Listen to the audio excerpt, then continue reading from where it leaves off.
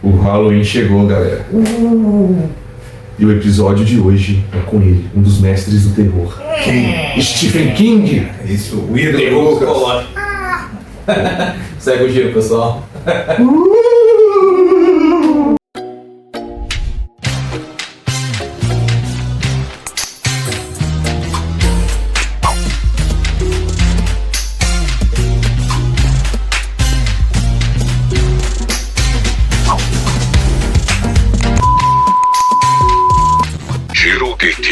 Galera, hoje é Halloween, mais um Halloween aí, é uma tradição que cresceu muito no Brasil nos últimos anos, né, graças à cultura pop, eu diria. E um dos grandes nomes do Halloween remete muito ao terror, a histórias, né, tenebrosas, tanto que muitos streams, cinema, lançam produções nesse período, né? E um dos grandes nomes dessa indústria é o Stephen King, né, um senhor americano. Sim.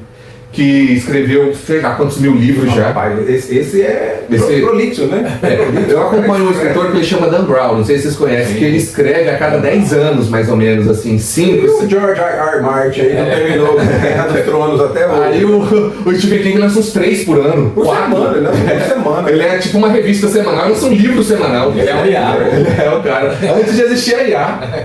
Ele já tinha um chat GPT na cabeça dele antes de existir o chat GPT. Como que ele conseguia desenvolver consegue até hoje desenvolver personagens complexos, histórias assim que te prendem do começo ao fim, e muitas delas foram para as telonas. Ele foi uma criança normal? Eu não sei nem fazer isso. Mas assim, antes de começar, para quem é fã do Stephen King, sempre tem um asterisco, e quando a gente vai falar do Stephen King nas telas, que geralmente os diretores erram a mão. O livro ganha por muito da maioria das produções que vão para as telas, tanto séries quanto filmes. Então os fãs ficam frustrados. Porque é difícil você transmitir tudo que tem no livro para um filme, né? Exato. Não, mas tem alguns autores que conseguem. O Denis Villeneuve conseguiu passar bastante do livro para a obra Duna. Duna, diferente do David Lynch, que nos anos 80 não conseguiu passar para os filmes. Então assim, eu vou deixar para o Lucas fazer esse comentário, que é a especialidade dele, né, o Stephen King, então ele pode ter essa propriedade para falar. Os filmes e as séries não captam exatamente a essência do que ele transmite nos livros dele. Então, aquele fã mais chato, aquele fã mesmo, eu diria muito mais fã do que eu, não vai gostar muito do programa, porque ele é mais livros e não gosta muito do que vai nas obras audiovisuais, né? Do que vai das adaptações, que geralmente alguns, salvo, vou falar que é a exceção. O Iluminado, muito elogiado por todo mundo. Um Sonho de Liberdade, falam que é o melhor filme dele, transportado, né, do livro para as telas, A Espera de um Milagre. Então tem algumas exceções, mas a regra é que sejam ruins. Pra eles, eu não falo, eu vou dar minha opinião aqui, né? E vamos lá, começar logo, depois dessa introdução aqui. É a introdução? Essa foi a introdução. Eu ia falar outra coisa agora aqui. O It, uma obra-prima do medo de 1990, vocês assistiram? Eu me lembro, assim, eu não sou especialista na área de filme de terror nem nada, mas eu me lembro desse filme, eu me lembro se eu assisti ou se eu lembro de referência desse filme. Até hoje ele é usado como referência, né? Aquele palhaço. Sim. Que vai sequestrar as crianças. É isso que eu tava, em algum programa do Giro Geek eu falei sobre a similaridade do It com Stranger Things. E porque o Stranger Things banha muito, ele toma banho no rio que o It é criado, né? O Stephen King. A época, né, 1990, é próximo do Stranger Things. Até a mesma história se passa, mas nos anos 80. Eu acho que se eu tivesse assistido esse It lá nos anos 90, eu não teria assistido o Bolso. E aí a indústria, né, criou um novo, né? It é coisa de 2017, que tá na HBO Max. O It, o primeirinho, tá no Prime Video, só que a releitura dele tá no HBO Max. Esse livro, pra vocês terem uma ideia, eu tenho ele em casa e são mais de 900 páginas. Então aí entra aquilo lá, não tem como, não é fácil captar o que tá no livro para transportar pras telas. Esse It de 2017 não teve tanta crítica. A primeira história é um filme de 2 horas e pouquinho, né? Conta a história de um grupo de crianças numa cidade do interior que um fantasma sequestra pessoas lá, de tantos e tantos anos, pessoas desaparecem. É uma entidade. Um irmãozinho dos personagens principais é sequestrado, o George. A cena do bueiro? Do bueiro. George. A criança pega. E aí, cena clássica. Pega a criança lá, aí só fica o balãozinho da criança, o balão vermelho. Já foi gente em evento nosso de George. Que é a capa de frio, né? Capa de chuva, desculpa, capa de chuva amarela e o balão vermelho. Então, esse filme de 2017, eu acho que até que foi bacaninha. Agora, Eu ia falar, cagaram tudo. Agora, eles perderam a mão no capítulo 2. O capítulo 2 é a conclusão da história. Mas é baseado nos dois, no mesmo livro? É no mesmo livro. O capítulo 2 são não sei quantos anos depois, 27 anos, 28 anos depois do primeiro. Ou seja, aquelas crianças lá já estão adultas, cada um seguindo a sua vida e mostra... Uma coisa que o Stephen King gosta de mostrar muito é a humanidade de cada pessoa, né? Aquilo, a luta do dia a dia, os transtornos mentais que cada um tem, o estresse, o medo, a angústia, a raiva. Então ele explora muito isso, até por isso que o livro é muito longo. Ele explora em detalhes de cada personagem. Até porque o próprio It, ele explora o medo das pessoas. Ele explora o medo das pessoas. E então esse segundo, eles já adultos resolvem voltar para a cidade para encarar o palhaço, o demôniozão lá, né, que sequestrou o irmão de um dos personagens lá na primeira história. Só que eles se perderam muito, porque eles tentaram acelerar a trama, porque é um filme, né? A gente fala muito... Eles tentaram acelerar muito o negócio, então perdeu muito da essência. Enfim, esse filme também é muito polêmico, né? Porque tem uma personagem menina, e aí no livro fala que ela namora todos os meninos dessa turminha lá. Você sabe dizer de quando é esse livro? Não sei te precisar o ano. Com certeza deve ser dos anos 80, né? Uma outra época de cabeça do autor aí do Stephen King era diferente, né? Para finalizar sobre It, eu acho que essa é talvez uma das obras mais conhecidas do Stephen King, exatamente porque foi uma das últimas obras que teve um marketing muito grande em cima, foi muito bem trabalhado. Está hoje na HBO Max, o primeiro de 2017, né? O dos anos 90 eles fazem, eu não assisti ele ainda, né? Mas ele termina nele. O de 2017 termina no 2019. Aí em 2019 eles se perdem. É mais ou menos isso. Então, acho que só isso já foi metade do programa, só no It. Só a introdução e o It. Vamos pro Carrie, a Estranha. Esse aqui é outro. Que teve 3 versões, 76. Você assistiu de 76? Eu assisti de 76. Eu nem sabia que tinha tido outras duas continuações aí, né? As outras. Continuações não, reimaginações. Reimaginações. 2002 e depois 2013, tá tudo no Prime Video. Ela é uma menina na escola que não é muito popular, ela sofre bullying, e aí ela desconta o bullying. Porque ela é feia, mas porque ela é estranha mesmo? É o nome do filme. Porque ela é estranha, eles não entendiam. Um baile de formatura. Baile de formatura, tem aquela famosa cena lá que ela tá no baile e jogam. Sangue na cabeça dela. E tal, e aí ela se revolta.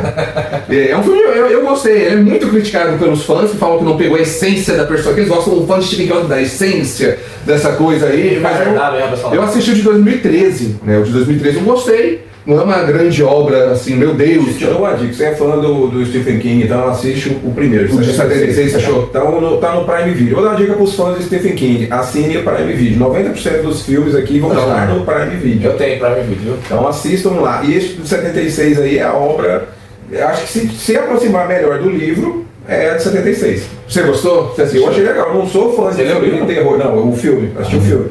Eu não sou fã de filme de terror, mas eu gostei do filme. Tem muitos anos que eu assisti, mas eu me lembro de algumas cenas e marcou, né? Tanto que eu lembro até hoje, né?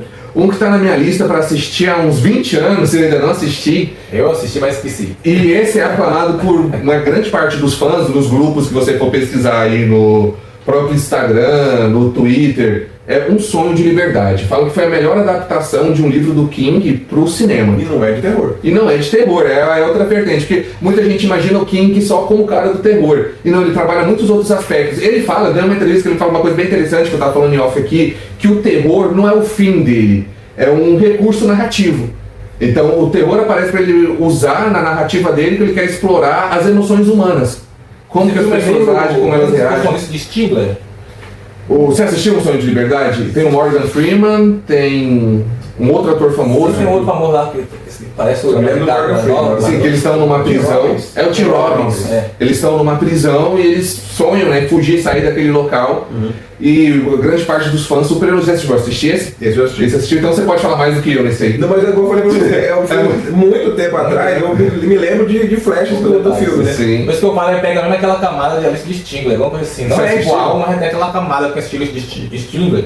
É mais ou menos aquele estilo. E ele é bem elogiado. Esse ele é de 94 e não tá no streaming hoje. Não achei na minha pesquisa, não achei em local nenhum. Lembrando, né, que os streamings se renovam e perdem conteúdo todos os dias, então talvez você estiver assistindo, já pode ter. Provavelmente. O próximo aqui é esse eu assisti recentemente, inclusive, né? O Iluminado de 1980. Esse é um daquela lista pequena de filmes que em geral elogia. Sim, esse aí eu me lembro de ter assistido no. Sim, deve ter assistido no vídeo. Cara, vai surtando aos poucos, né? Aquela cena dele no buraco da porta, lá que ele dá as machacadas. Ele é. Ali é ele ou é. É possuído. É ele possuído.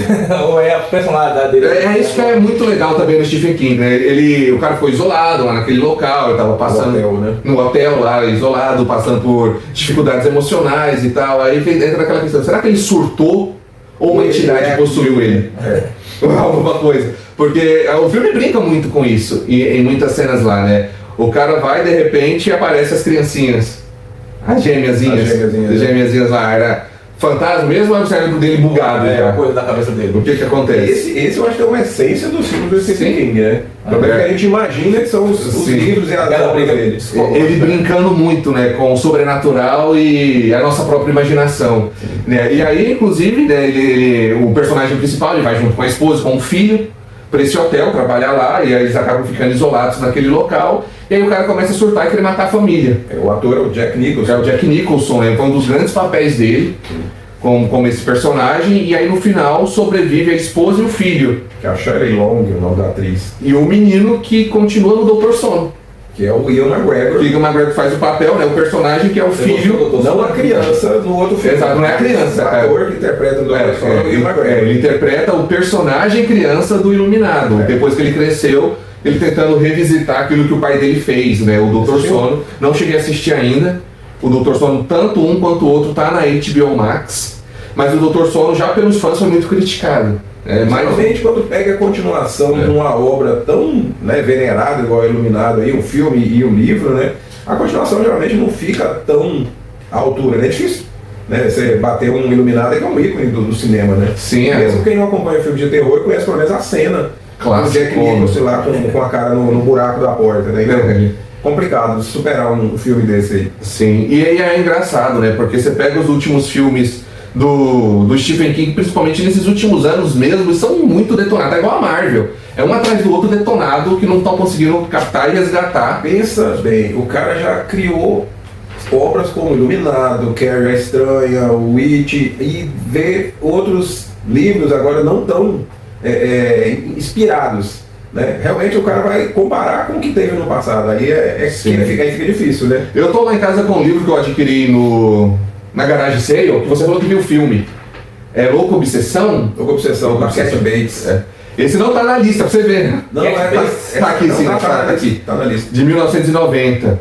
Esse aí, Rodrigo, deixa você falar. É uma fã que consegue aprisionar um autor de livros, né? Que eu esqueci o nome do ator do livro, também, 1990, né? O livro, o filme, né? E ela vai manipulando ele de todas as formas, tanto física quanto emocionalmente, até a loucura. Né? É um filme muito denso, né? Praticamente só o cenário deles ali dentro daquela cabana. Não tem sobrenatural nele. Rapaz, agora você me apertou, tem tanto tempo esse filme, né? Mas é muito bom, é tenso do começo ao fim. Né? As interpretações são maravilhosas, né? Que é uma das coisas que eu quero deixar registrado do Stephen King, é essa questão. Como ele consegue trabalhar os personagens, que você fica agoniado junto com os personagens. Parece que você tá sentindo que o cara tá surtando, que o cara tá tenso, tá com medo, tá com um terror genuíno lá. Isso é uma coisa que ele trabalha muito bem, acho até por isso, né? A alcunha de o mestre do terror. Mestre do terror. Né? Porque ele consegue manipular a sua emoção. E é difícil uma obra tão extensa quanto a dele, tudo ter a mesma qualidade do que fez ele ficar famoso, né? Que foram os primeiros. A primeira lista, né, que a gente estava vendo tinha mais de 50 adaptações para o cinema ou para séries. Imagina as 50 sendo ótimas, não tem como. Né? Bom, é isso, pessoal. Se você gostou, compartilhe. Se tiver faltando algum. De qual filme você quer que a gente fale do Stephen King, série, anime, não? Escreva aí nos comentários. E a gente está onde? No Instagram, YouTube, Facebook e TikTok. E quando chegar a 1 milhão de seguidores, vai ter uma super promoção. Uma festa, vamos trazer um cantor internacional. Nem com 1 milhão de seguidores a gente consegue isso. É isso, se você gostou, até a próxima. Tchau, tchau. Tchau, tchau.